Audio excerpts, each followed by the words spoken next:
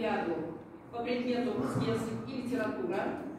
В олимпиаде принимают участие только студенты первого курса и студенты казанских групп. То есть силы у вас равноправные. Все одного возраста, учатся все на первом курсе.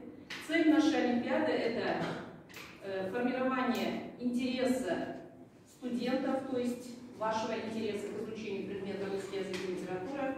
Это во-первых. Во-вторых, выявление одаренных студентов. Допустим, из вашего числа мы выберем одного студента, который будет защищать честь нашего колледжа на олимпиаде между колледжами областного масштаба. Понятна цель, да? Так, олимпиада будет состоять из двух туров. Первый тур – это изложение. Я вам прочту несколько раз текст, и вы напишите то, что запомнили в правильной форме. И второй этап. На второй этап останутся только те, кто хорошо написал изложение. Второй этап – это работа с текстом. Вам будет дан текст, к тексту определенные задания, которые вы должны будете выполнить. По результатам этих двух туров мы выберем одного победителя.